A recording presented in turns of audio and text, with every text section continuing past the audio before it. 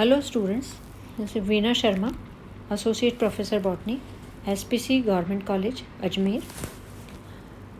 Today we will discuss about light as an ecological factor. As you all know, light is the most essential and important factor for life on this planet. Life is the basis of life for all of us, including plants and animals. Some processes in plants are directly affected by light, like photosynthesis, transpiration, plant movement, while some other, like respiration, growth, absorption, etc., are indirectly affected by light. Green plants manufacture food, or they convert solar energy into chemical energy in the form of carbohydrates, on which the rest of the biotic life depends on plants for food. So in this regard, light becomes very important for all plants and animals.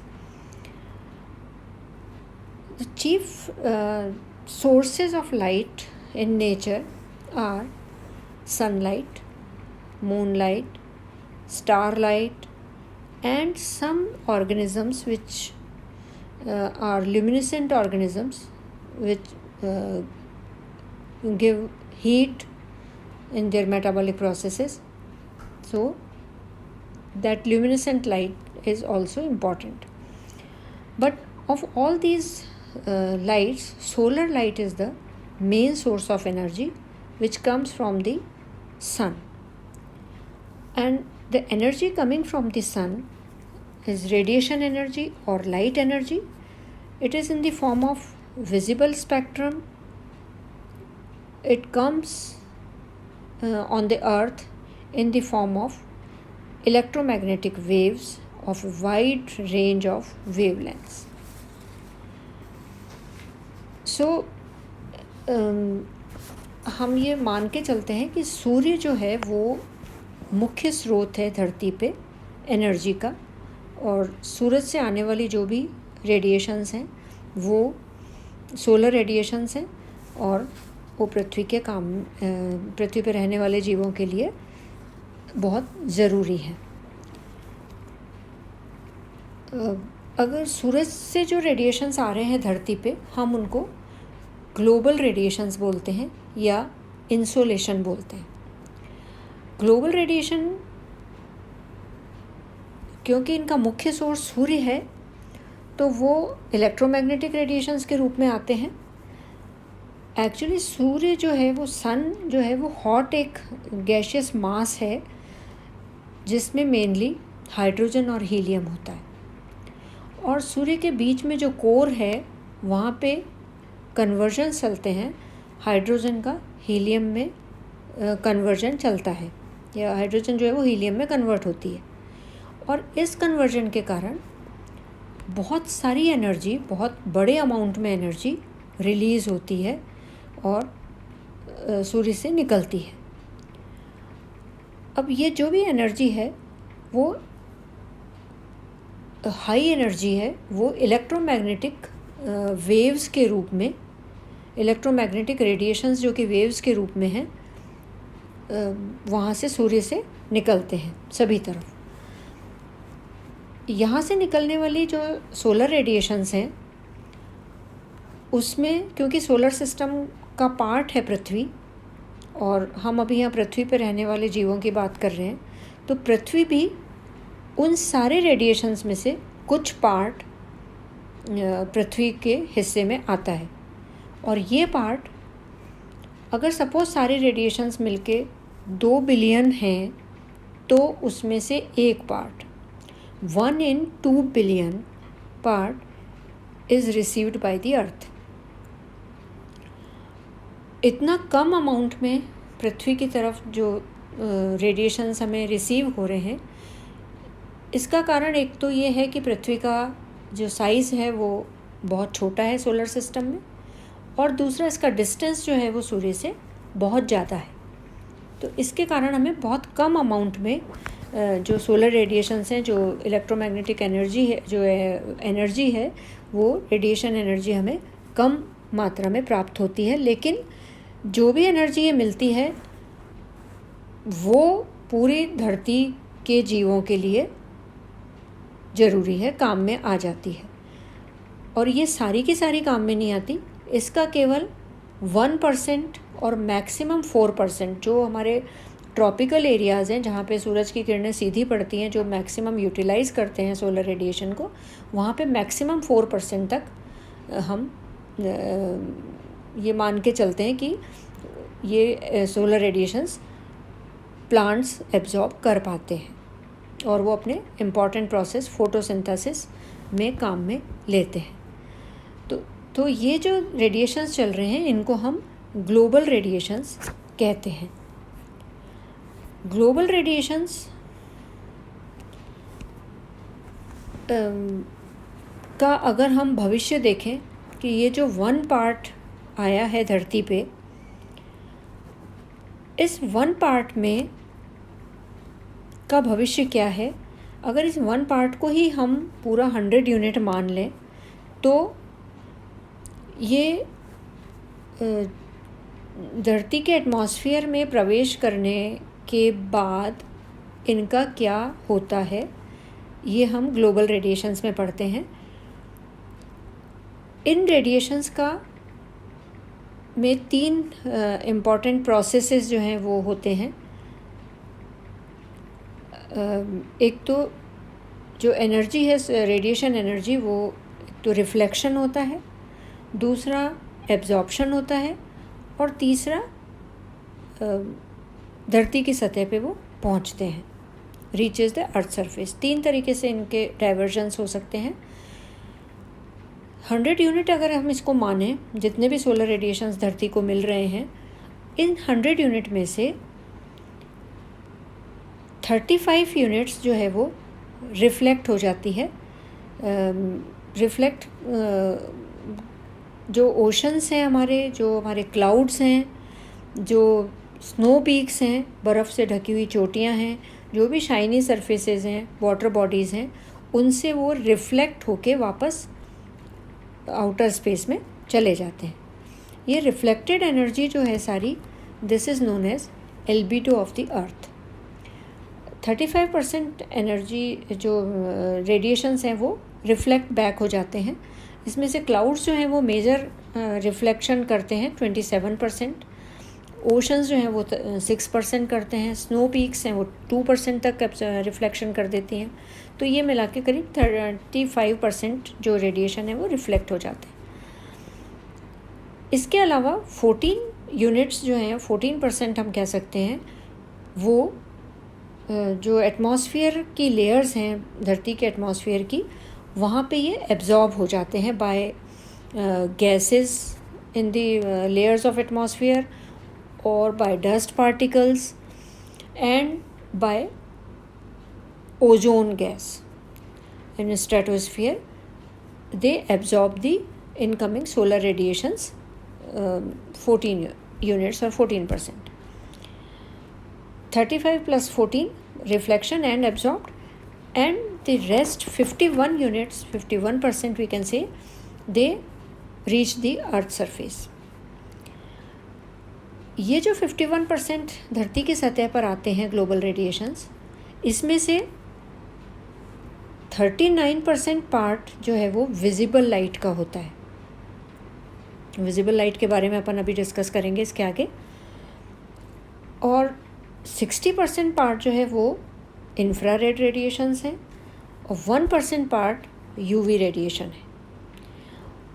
और इन सारे में से भी एक केवल कुछ part visible light का वो प्लांट्स एब्जॉर्ब करते हैं और वो अपने जो प्रोसेस हैं, मतलब वो बाकी के प्रोसेस को तो अफेक्ट करती है लाइट, लेकिन जो इम्पोर्टेंट प्रोसेस है जहाँ लाइट का इनकॉर्पोरेशन होता है और प्लांट उसको जो रेडिएशन एनर्जी है उसको कन्वर्ट करते हैं केमिकल एनर्जी में by the process of photosynthesis, उसमें वो बहुत कम पार्ट, एक विजिबल लाइट का कुछ पार्ट प्लांट्स काम में लेते हैं।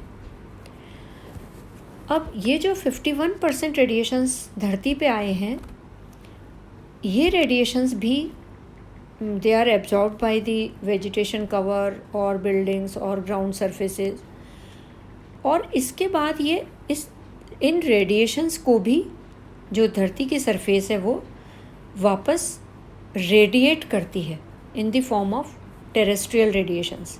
These radiations which are radiated back to the atmospheric layers or outer space, they are known as terrestrial radiations. Terrestrial radiations जो हैं वो किस तरीके से उनका डिस्ट्रीब्यूशन होता है। ये terrestrial radiations 51% जो आए हैं उसमें से 17% जो है वो डायरेक्टली स्पेस की तरफ रेडिएट हो जाते हैं, और 34% जो रेडिएशंस हैं वो लॉन्गर वेवलेंथ के रूप में एटमॉस्फेयर की लेयर्स में फिर से एब्जॉर्ब हो जाते हैं। और वहाँ इनको एब्जॉर्ब कौन करता है एटमॉस्फेयर में? वाटर वेपर्स एब्जॉर्ब करती हैं, कार्बन डाइऑक्साइड एब्जॉर्ब करती है, और जो लोअर एटमॉस्फेयर की लेयर्स हैं उसमें जो गैसेस हैं वो इनको एब्जॉर्ब कर लेती हैं। तो ये जो टेरेस्ट्रियल रेडिएशंस हैं इनमें, क्योंकि ये लॉन्गर वेवलेंथ के रेडिएशंस होते हैं, धरती की सतह पर आके ये वापस जाते हैं, तो इनमें जो हीटिंग इफ़ेक्ट है वो बहुत ज़्यादा होता है। जो लॉन्गर वेवलेंथ्स होते हैं उनमें एनर्जी कम, लेकिन हीटिंग इफ़ेक्ट उनका ज़्यादा होता है। और इन्हीं टेरेस्ट्रियल रेडिएशंस के कारण जो अभी मैंने बताया आपको 34% तो टेरेस्ट्रियल रेडिएशंस एब्जॉर्ब कर लेती हैं गैसेस, और जो इनकमिंग सोलर रेडिएशन थे, इंसोलेशन थे, उसमें से 14% एब्जॉर्ब किया। तो ये मिलके करीब 48 यूनिट्स जो हैं वो रेडिएट बैक हो जाते हैं, वापस मिलके ये 48 हो जाते हैं।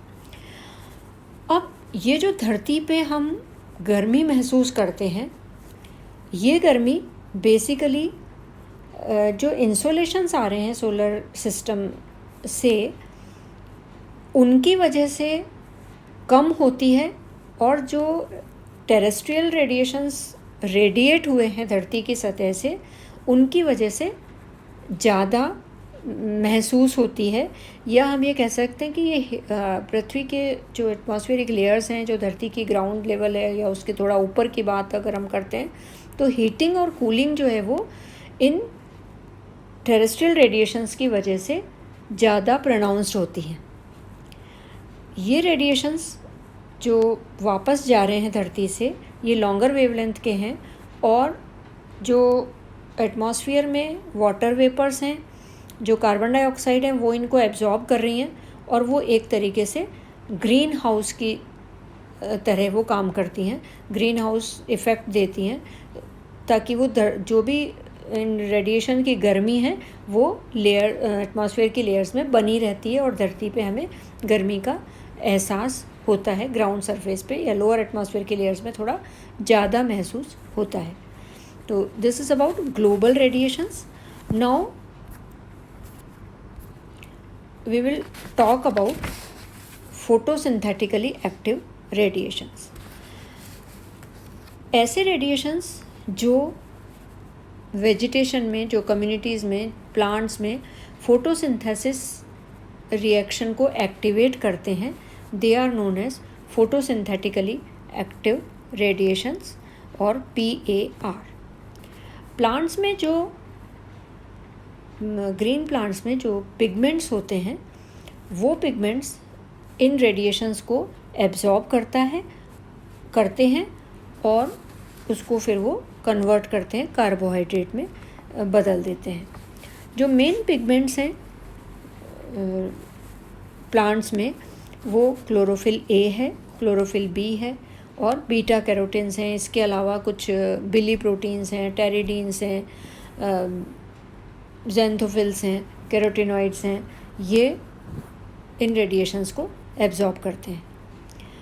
अब जैसा अपन ने ग्लोबल रेडिएशन में देखा कि कुछ पार्ट जो है वो विजिबल लाइट का, जो धरती की सतह पे 51% रेडिएशंस आए थे, उसमें से 39% उसका अगर हम उसको 100% मान लें तो उसका 39% विजिबल लाइट होती है। विजिबल लाइट का मतलब है विजिबल स्पेक्ट्रम, या हम अगर हम सूर्य की रोशनी को, जैसा आपको सबको पता है, प्रिज्म के थ्रू निकालते हैं तो हमें जो एक स्पेक्ट्रम मिलता है विबग्योर के रूप में, उसको हम एक विजिबल स्पेक्ट्रम कहते हैं। इसका मतलब वो पोर्शन जिसमें ये सातों कलर्स हों, मतलब इनकी वेवलेंथ्स के हिसाब से इनके कलर्स हैं, वो विजिबल लाइट कहलाती है या विजिबल स्पेक्ट्रम कहलाता है। लेकिन जो रेडिएशंस धरती की सतह पे आते हैं वो लगभग 0.01 नैनोमीटर से भी कम वेवलेंथ से लेके 10⁻11 नैनोमीटर तक के रेडिएशंस धरती की सतह पे आते हैं। उसमें से जो 390 नैनोमीटर से लेके 760 नैनोमीटर तक का पोर्शन है, that is visible light portion, और विजिबल स्पेक्ट्रम जिसे हम कहते हैं, विबग्योर के नाम से जानते हैं, वो कहलाता है जो प्लांट्स फोटोसिंथेसिस में यूज़ करते हैं। इसके अलावा इस विजिबल लाइट का 760 नैनोमीटर के बाद वाले जो हायर वेवलेंथ वाले रेज़ हैं, उनमें पहले इंफ्रारेड रेडिएशंस हैं जिनकी 760 नैनोमीटर से हायर वेवलेंथ है। उसके बाद रेडियो वेव्स आती हैं जो और ज़्यादा हायर वेवलेंथ वाली रेंज होती है, और उसके बाद इलेक्ट्रिक वेव्स होती हैं जिनकी मोर देन 10⁻11 नैनोमीटर्स तक वेवलेंथ होती है। इंफ्रारेड रेडिएशंस विजिबल रेडिएशन के पास में हैं, और ये हायर वेवलेंथ वाले रेडिएशन है, एनर्जी इनमें कम है और हीटिंग इफ़ेक्ट इनका ज़्यादा होता है। 390 नैनोमीटर से कम वेवलेंथ वाले जो रेडिएशंस हैं वो अल्ट्रावायलेट रेडिएशंस कहलाते हैं। उससे भी कम रेडिएशन वाले एक्स-रेज होते हैं, या गामा रेज होती हैं, या कॉस्मिक रेज होती हैं, जिनमें जो शॉर्टर वेवलेंथ के रेडिएशंस हैं लेकिन बहुत हाई एनर्जी वाले रेडिएशंस होते हैं, and they are harmful for organisms. Ultraviolet radiations भी प्लांट्स एब्जॉर्ब नहीं करते, इंफ्रारेड भी प्लांट्स एब्जॉर्ब नहीं करते, पर अल्ट्रावायलेट रेडिएशंस की प्रेजेंस में कुछ प्लांट्स में एंथोसाइनिन पिगमेंट का अक्यूमुलेशन ज़्यादा होता है। तो ये कुछ वेरिएशंस हैं, लेकिन जो फोटोसिंथेटिकली एक्टिव रेडिएशंस हैं, जो पिगमेंट्स रेडिएशंस को एब्जॉर्ब करते हैं, जैसे क्लोरोफिल ए है वो 450 से 700 नैनोमीटर के वेवलेंथ वाले रेडिएशंस एब्जॉर्ब करते हैं। जो क्लोरोफिल बी है वो 680 नैनोमीटर के एब्जॉर्प्शन रेडिएशंस को एब्जॉर्ब करते हैं। जो बीटा कैरोटीन्स हैं वो 425 से 490 नैनोमीटर वाली वेवलेंथ के रेडिएशंस को एब्जॉर्ब करते हैं, लाइट को एब्जॉर्ब करते हैं। तो इनकी अलग अलग स्पेक्ट्रम्स होते हैं, और वो उस तरीके से पिगमेंट्स एब्जॉर्प्शन करके कन्वर्जन का काम करते हैं। दूसरा जो इम्पॉर्टेंट बात यहाँ पे है कि प्लांट्स जो हैं वो विबग्योर में से ग्रीन लाइट को, ग्रीन पार्ट वाले जो वेवलेंथ वाले वेव्स हैं उनको एब्जॉर्ब नहीं करते और उनको वापस रिफ्लेक्ट कर देते हैं, और जो फोटोसिंथेसिस की रिएक्शन है वो ब्लू और रेड लाइट में सबसे ज़्यादा नज़र आती है। तो this is about photosynthetically active pigments. We will continue this light factor in next video. Thank you very much.